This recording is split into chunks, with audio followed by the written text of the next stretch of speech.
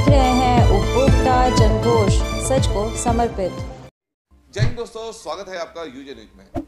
तो दोस्तों, जैसा कि आपको पता है कि पिछले काफ़ी दिनों से हम 2022 के चुनाव पर पब्लिक सर्वे कर रहे हैं और काफ़ी जगह की मैंने आपको लाइव रिपोर्ट भी दी है।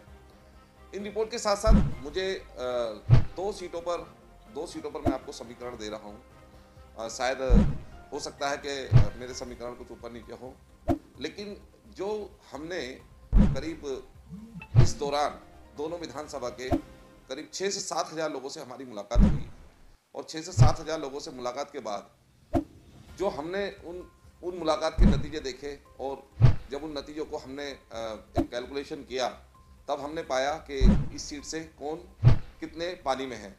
तो पहली सीट है धुलाना विधानसभा और दूसरी सीट है लोनी सीट जो है वो गाजियाबाद की एकदम हॉट सीट है, क्योंकि पिछली बार यहाँ से जो प्रत्याशी जीता थे वो बीजेपी के थे, नंद किशोर गुर्जर, नाम आपने अच्छे से सुना भी होगा।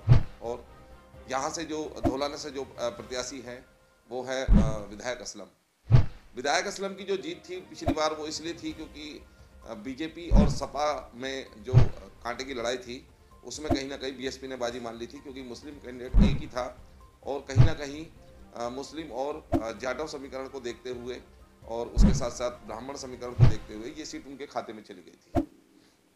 तो जैसा कि आपको पता है कि इस बार धुलाना विधानसभा में पिछली बार त्रिकोणीय मुकाबला हुआ था, लेकिन इस बार त्रिकोणीय नहीं होने वाला, क्योंकि पिछली बार आम आदमी सीट पर नहीं लड़ी थी, क्योंकि आम आदमी ने पिछली बार उत्तर प्रदेश चुनाव लड़ने से सीधा सीधा इनकार किया था।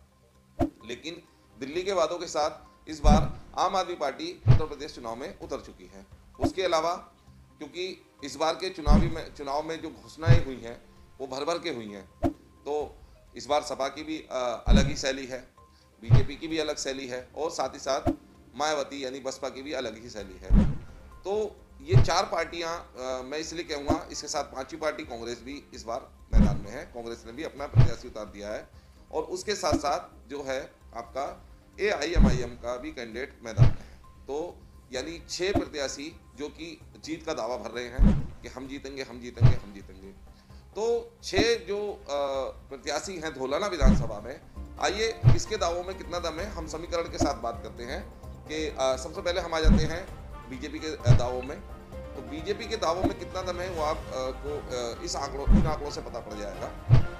जाट वोट 20,000 है और यादव वोट 5,000 है और ठाकुर क्षत्रिय वोट जो है 80,000 है। ये आसपास है, इनको फाइनल फिगर मत समझिएगा। उसके अलावा सैनी 15,000 हैं, ब्राह्मण 25,000 हैं और अन्य में कुछ 30,000 के आसपास वोट होती हैं। तो ये सभी जो है बीजेपी का वोटर है, थोड़ा या ज़्यादा। क्षत्रिय वोट ज़्यादातर बीजेपी को सपोर्ट कर रहा है आज की तारीख में सबसे ज़्यादा। तो क्षत्रिय वोट में से अगर आप अप्रोक्स करीब 50,000 वोट धर्मेश तोमर के खाते में यानी बीजेपी के खाते में डाल देते हैं तो 50,000 वोट वहाँ से आ जाती हैं। उसके बाद सेकंड जैसे कि जाट कहीं ना कहीं बीजेपी को सपोर्ट तो करता है, लेकिन इस बार जयंत चौधरी के वजह से और जयंत और अखिलेश का जो गठबंधन हुआ है उसकी वजह से जाट सपोर्ट करता हुआ कम दिख रहा है। लेकिन फिर भी 5 से 6 हज़ार जाट वोट, 5,000 वोट जो है धुलाना विधानसभा में धर्मेश तोमर को मिलनी ही मिलनी है। उसके अलावा क्योंकि हम पर्सनली जाटों के जो गाँव में गए वहाँ पर हमें 20,000 वोट में से करीब 5,000 वोट बीजेपी के खाते में जा सकते हैं। उसके अलावा जो सैनी समाज है वो भी 3 से 4,000 वोट जो है 15,000 है, कुछ सपा के खाते में जाने हैं, कुछ बीजेपी के खाते में, तो 3,000 के आसपास 4,000 के आसपास वोट वो भी मिल जाएंगे। तो दोनों मिला के आप 10,000 का अप्रोक्स फिगर ले सकते हैं, क्योंकि कुछ यादव भी बीजेपी के सपोर्टर हैं। और अन्य में एक जो फिगर है, अन्य जो जातियां हैं जो कि जिसमें सभी तरह के हैं, बनिए हैं, कोरी हैं और आपके नाई हैं, धोबी हैं, बहुत सी जातियां हैं इसमें, जो जाति मिलके जो है धर्मेश तोमर को सपोर्ट कर रही हैं। तो वहाँ से करीब 10,000 वोट वहाँ से मिलने वाली हैं। तो 10 और 10 हो जाती हैं 20 और 20 उसके बाद क्षत्रिय समाज की 50,000 वोट, 70,000 वोट और 70,000 वोट के साथ साथ अन्य से 10,000 आ जाएंगी। तो इस तरह से करीब ब्राह्मण वगैरह सारी मिला के तो करीब 75 से 80 हज़ार का फिगर धर्मेश तोमर यानी बीजेपी का बैठ रहा है।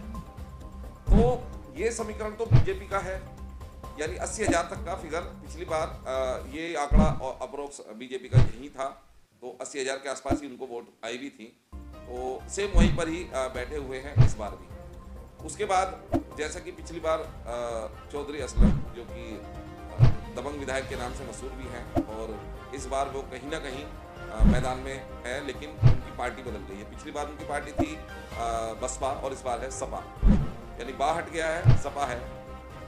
तो आइए उनके फिगर पर भी आ जाते हैं। तो उनका फिगर ये है कि 1,45,000 मुस्लिम वोट हैं, करीब 50,000 मान लीजिएगा, काउंटिंग स्पष्टली नहीं है लेकिन 50,000 के आसपास है। 1,50,000 में उनके पास जो वोट है, मुस्लिम जो वोट बैंक है, जो सपा का वोट बैंक है, उसमें 60 से 65% वोट पोलिंग होगा, जो करीब 1 लाख के आसपास बैठता है। अब 1 लाख की वोट में उनके पास 65 के आसपास यानी 60 से 70 हज़ार के बीच में वोट आ रहेंगे आज के आंकड़े के हिसाब से। ये आंकड़ा आगे चल के और बदल भी सकता है, हो सकता है कि 10,000 प्लस हो जाए, हो सकता है 10,000 माइनस हो जाए, लेकिन 65,000 के आसपास जो है फिलहाल जो है विधायक जी घूम रहे हैं। तो 65,000 वोट तो उनके पास आ जाएंगी, जाहिर सी बात है मुस्लिमों की। और अन्य जातियों में उनके पास जो हैं वो जैसा कि ब्राह्मण, ठाकुर और सैनी, क्योंकि सैनी फिलहाल क्योंकि सैनी के बड़े नेता सपा में आ गए हैं, तो सैनी समाज भी उनको इस बार वोट करने वाला है। सैनी, ब्राह्मण, उसके बाद हो गया आपका क्षत्रिय, और जो है जाट वोट क्योंकि जयंत चौधरी के साथ है, तो 5 से 5,000 के आसपास जाट वोट भी उनको पड़ने की इस बार पूरी संभावना है। उसके अलावा जो अन्य जातियों में उनको 3 से 3,000 के आसपास इसलिए कहूँगा कि 2,500 भी हो सकती हैं, 3,200-3,300 भी हो सकती हैं, और थोड़ी कम भी रह सकती है। तो 3,000 के आसपास हम कैलकुलेशन कर लेते हैं। तो 3, 4, 7 तो 9 और 3 12, करीब 12,000 के आसपास, यानी 10 के आसपास का जो फिगर है वो अन्य जातियों का है। तो 10 से 12,000 वोट जो है उनको अन्य जातियों की आ जाएंगी, जिसमें जाट और यादव भी शामिल। तो 12,000 वोट और प्लस 65,000 वोट जो करीब बैठती हैं 77,000, यानी 75 से 80,000 के आसपास ये भाई सब भी जुल रहे हैं। तो मुकाबला कांटे का है, 5,000 किसी के पास भी ऊपर नीचे होंगी, तो इन दोनों में से कोई भी एक दूसरे को मात दे सकता है। लेकिन बाजी यहाँ पर खत्म नहीं हुई है दोस्तों, अभी तीसरे उम्मीदवार की भी माफ कीजिएगा, तीसरा उम्मीदवार भी मैदान में है। तीसरा उम्मीदवार है इस बार बासित प्रधान। बासित प्रधान के बारे में मैं आपको बता देता हूं कि बासित प्रधान यहाँ पर धर्मेश तोमर को जो वोट मिल रहा है वो बीजेपी के नाम पर मिल रहा है, और विधायक जी को वोट मिल रहा है समाजवादी पार्टी के नाम पर। और बसपा का एक कोर वोटर है, शायद आपको पता हो कि पिछली बार जो जीत हुई थी वो बसपा के कोर वोटर की वजह से हुई थी। बसपा का जो कोर वोटर है जो कि 72,000 है, आपके 72,000 है, 72,000 आपके दोलाना विधानसभा में है। दोलाना विधानसभा में 72,000 में से क्योंकि दलित एससी वोट जो है वो करीब आपको शायद ज्ञात हो सबसे ज़्यादा डलता है, यानी वो उनका जो फिगर है वो 70 से 80% पहुँच जाता है। तो अगर 70% भी हम लेके चले तो करीब 50 से 52,000 वोट सिर्फ एससी की डलने वाली हैं, और एससी की अगर वोट 50 से 52,000 डलेगी तो वो बहन जी का कोर वोटर है, वो उनको छोड़ के कहीं नहीं जाता है। उसमें से 1,500 इधर उधर हो सकती हैं, लेकिन जो 99% जो वोटर है, 99% वोटर सीधा बहन जी को सपोर्ट करता है।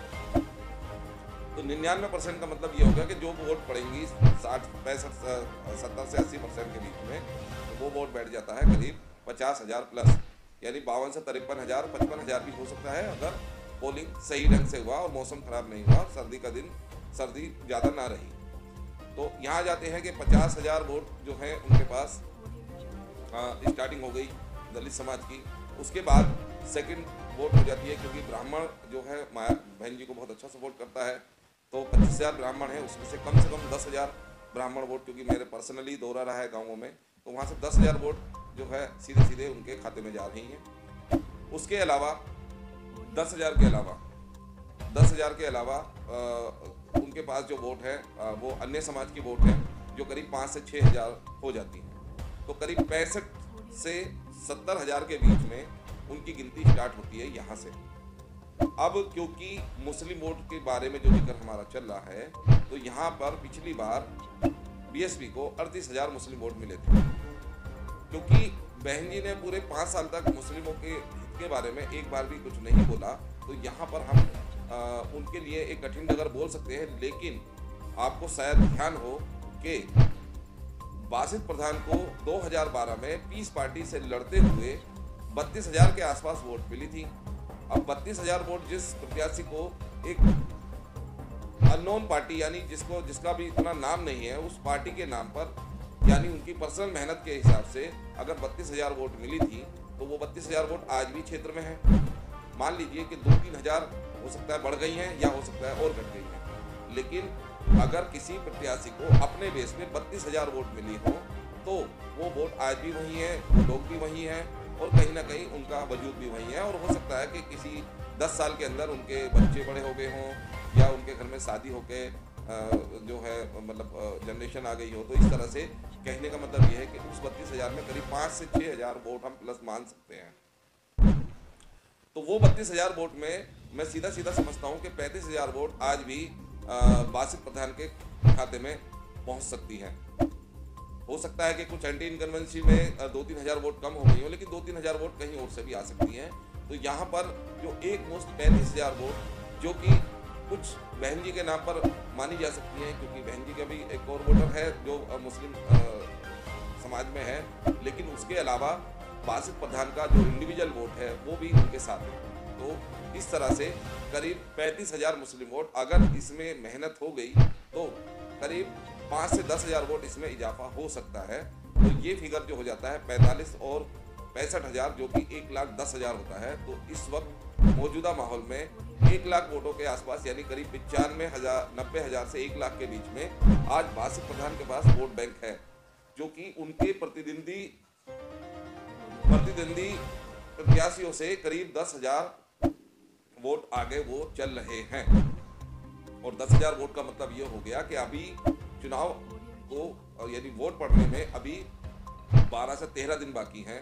12 से 13 नहीं, सॉरी 15 दिन बाकी हैं। तो 15 दिन का मतलब ये हो गया कि अगर मेहनत अच्छी रही तो इन 15 दिन में करीब 10,000 वोट तो वो अपने फेवर में कर ही सकते हैं। तो यानी बासित प्रधान का 1,05,000 का फिगर पहुंचेगा आसानी से।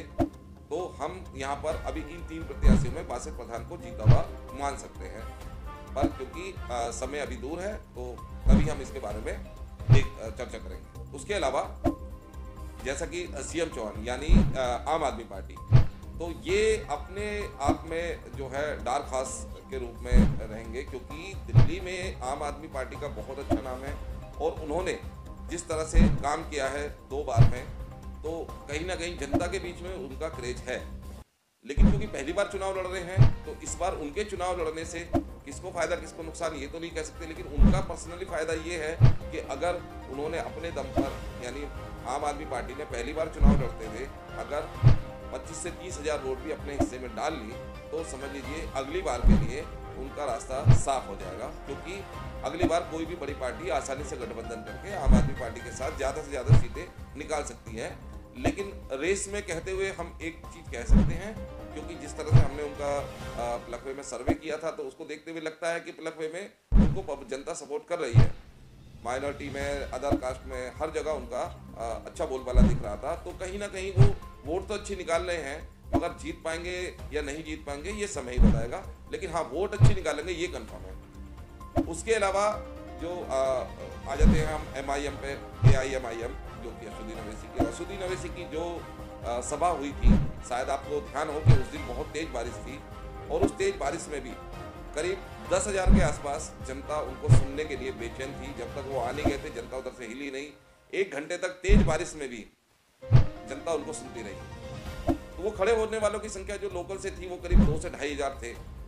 अगर 2 से 2,500 जो भी लोकल लीडर उनके साथ थे, तो 2 से 2,500 अगर असुद्दीन अवैसी को सुनने के लिए खड़े थे, तो उनके कांटेक्ट में 2 से 3 आदमी तो रहेंगे जो उनको मना सकते हैं, अपना सकते हैं।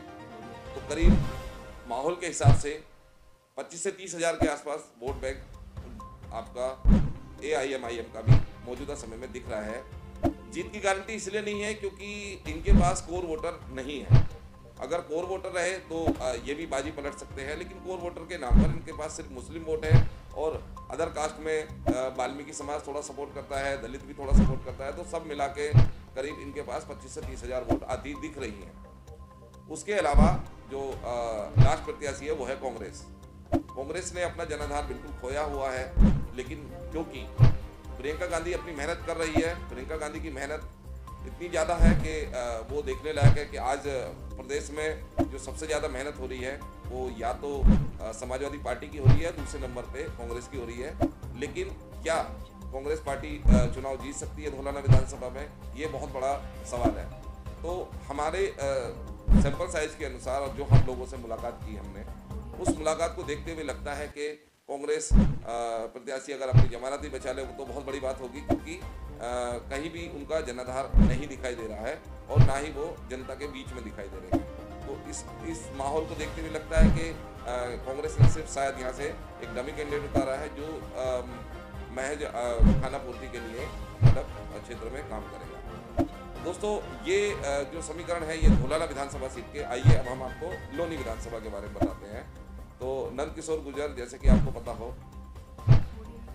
वो मौजूदा विधायक हैं, लेकिन पिछले 5 साल के अंदर उन्होंने बहुत सारे विवादास्पद बयान दिए हैं जो कि सोशल मीडिया पे चैनलों पर चले हैं, और कहीं ना कहीं किसानों के प्रति जो उन्होंने 2-3 बार सामने से आके जो बातें कही, उनको देखते हुए लगता है कि इस बार उनकी साइड में कोई नहीं दिखाई दे रहा है। हालांकि बीजेपी का कोर वोटर उनको सपोर्ट करेगा, लेकिन कहीं ना कहीं इस बार नैया डूबती हुई नजर आ रही है।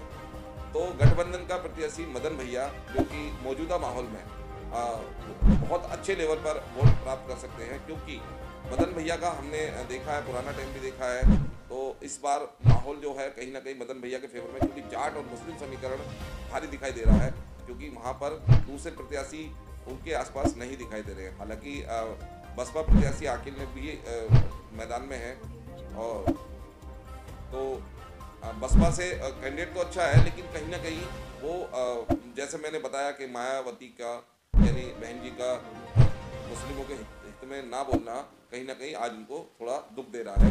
और जो उनके पुरानी वीडियो जो सोशल मीडिया पर वायरल है, ऐसे में कोई भी मुस्लिम कैंडिडेट उनका अगर सीट निकाल रहा है तो कहीं ना कहीं उसकी खुद की मेहनत मुस्लिम वोटों पर होगी। तो कहने का मतलब ये है कि मदन भैया को करीब, जैसे पिछली बार मदन भैया लड़े थे तो 42,000 वोट उनको आई थी, और 42,000 वोट समाजवादी पार्टी को आई थी, तो 84,000 वोट बैठ जाती हैं। क्योंकि पिछली बार जाट वोट सीधे बीजेपी के पाले में गई थी करीब 70 से 80%। तो वो जाट वोट अगर रिटर्न आती हैं तो करीब 40,000 के आसपास वो वोट है, और वो वोट अगर रिटर्न आती हैं तो यहाँ का फिगर हो जाता है करीब 1,20,000 के आसपास। और 1,20,000 के आसपास का मतलब ये हो जाता है कि मुस्लिम वोट भी जो पिछली बार बसपा के खाते में गई थी, वहाँ से भी 10 से 15,000 मुस्लिम वोट रिटर्न आ रही है। तो करीब 1,20,000 से लेकर 1,40,000 के आसपास मदन भैया को वोट मिल रही हैं। तो ये लोनी और धौलाना के समीकरण है, जिसमें कहीं ना कहीं गठबंधन लोनी में जो है बाजी मारता दिख रहा है, और धौलाना में कहीं ना कहीं जैसे पुरानी जो सीट उनकी बीएसपी की थी वही कंटिन्यू करते दिख रहे हैं मौजूदा हालात के हिसाब से। तो अब ये तो 10 फरवरी को पता पड़ेगा कि कौन इसमें बढ़ोतरी करता है और कौन इसमें घटता है, लेकिन ऊंट किस करवट बैठेगा ये 10 मार्च को ही पता पड़ेगा। तो दोस्तों, हमारी जानकारी कैसी लगी हो इसे लाइक और शेयर जरूर करें, और नई जानकारी के लिए चैनल को सब्सक्राइब करें।